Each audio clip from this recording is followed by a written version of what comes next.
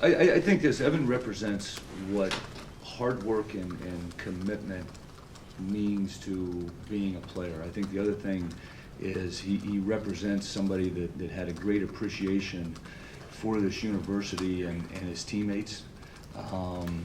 You know, the road was not always smooth for Evan Turner at Ohio State, and to his credit, you know, I don't know if I've had a guy who has committed himself in terms of work ethic and dedication to get to what he did here and what he's doing right now in terms of being an NBA player. How much is that your coaching and his own willingness to learn?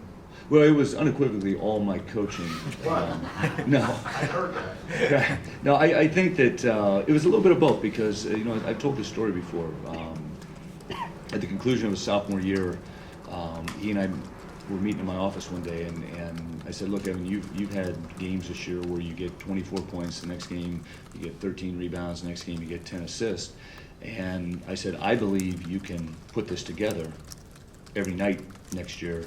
But I said, you sometimes have a trust issue. I said that you know, I see you, you see me, but there's a window, and sometimes we can't communicate. And I said, you know, I need you to put the window down and let us coach you. And you know, just understand, trust us. We got your best interest in mind, and he and I still laugh about that today. I wonder why now. I guess did you have this game particularly in mind, or just kind of how the schedule worked out? But I mean, you know, why decide to give him this honor at this time, this point in time? All-Star break. It was honestly the only time we could do it with his schedule and our schedule. So it worked out perfect, and I give David credit. He found the window that we could do it, and because I've wanted to do it as quick as we could. But this was, with the All-Star break, it was the best time to do it. Well, that's what I was wondering. If this was something you had looked into a year ago, 2 years ago, if there was a specific amount of time you wanted to wait until after he left, or I guess why, like this year?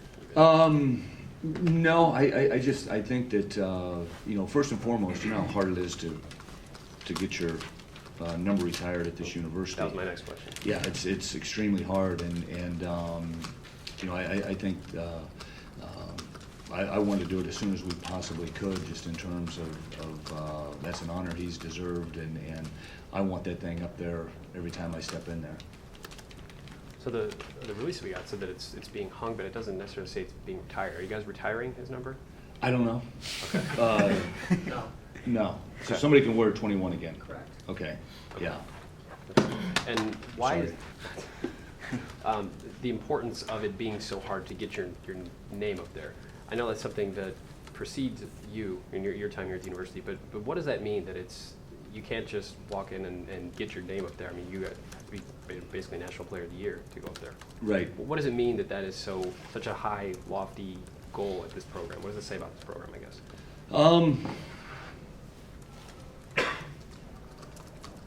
It's really hard to get your number.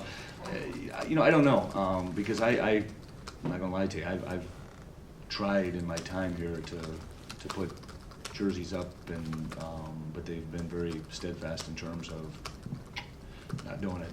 And so, you know, for us to have our first guy going up there that played under our staff, I'm excited for it.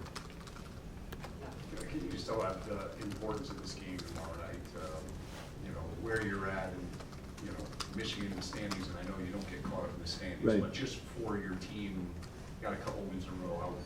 How important do you sense this game here coming down? Yeah, I think that, you know, you're getting into late February, and obviously all games are vitally important. I think you look,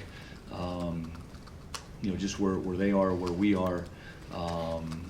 You know, you don't need to be a rocket scientist to figure out that there's some implications to this game.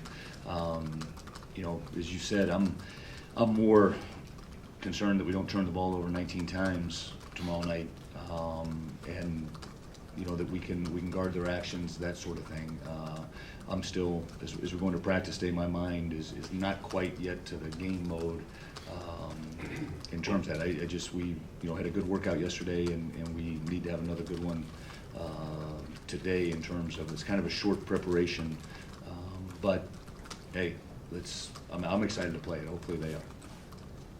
To keep strolling down memory lane here, Evan, it wasn't just about trust. If I remember this correctly, he came in a little moody. I won't use the word soft, but he had some growing up to do and seemingly did it. Just if you could talk us through that, and then I assume you use him as a blueprint.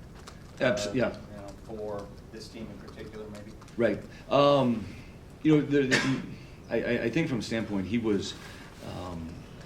Evan could be a little bit moody at times when he first got here, and he and I would go round and round and round and round and round, and to the point one day where I kung fu kicked the side door of the gym open and told him, "You either grow up or go home. I really don't care which one it is." And thank goodness he stayed and chose the growing up. But he and I, it's funny because I'm probably as close to Evan as any player. He calls me on Father's Day. He calls me on my birthday. Last year he came in and shut my door in the off season and had some life questions about family, about getting married, and all these things. And I think his rookie year, there were several times where I probably talked him off of a building in Philadelphia at like 1 a.m. It's one of those whenever we're together, we have just a great time. Blueprint? Yeah, I think that for me, Evan is a blueprint because, you remember, you think back, we just played for the national championship and we lost a ton of guys. And, it was one of those situations where I didn't have the luxury of like, hey, you're not playing well, you can sit down. I needed he and John Diebler to play.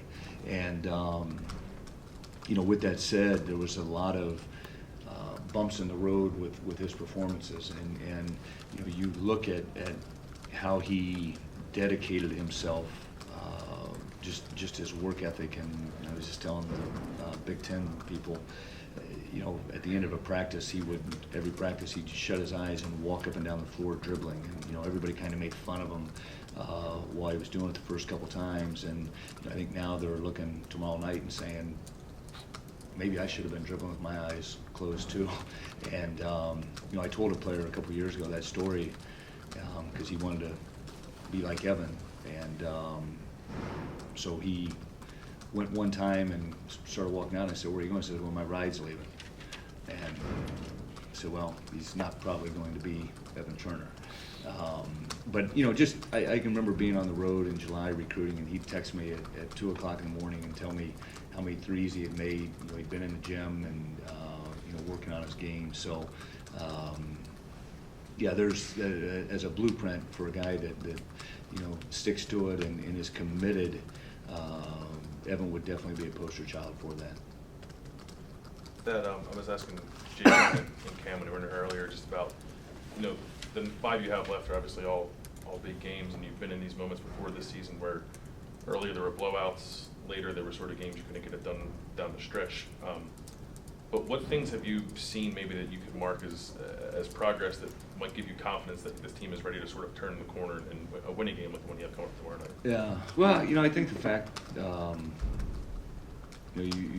everybody looks back at Maryland and just what happened there, and we haven't been in that situation. I thought a big step was after the Purdue game, being down a couple minutes to play, and kind of squandering a lead at Illinois and winning the game in overtime was a big thing for us. I don't know if I have anything that I can guarantee that we're going to play extremely well, but I've challenged these guys mentally to get themselves ready to play. I mean, we're winding it down. Now's when you play your best basketball. Now's when we as a group play our best basketball. Have you noticed anything different about this team, maybe going into a game against Maryland as opposed to going into a game against, I don't know, like you had the other night against Rutgers? Is there a different mindset with this team? Do they get amped up to the level they need to be to play in a big game? No, I haven't seen that yet. Just, I kind of quit a few years back trying to gauge that, you know, because I remember, for instance, one day I went up to eat pregame meal after shoot-around, and I told the coach, I'm never doing that shoot-around again. I'm completely changing. That night we're up 20 at halftime on Duke, and I remember walking in and saying, like, okay, I'm going to stay with what we, you know, you don't know. And I just want these guys to continue to grow as players, as people, and keep playing better basketball.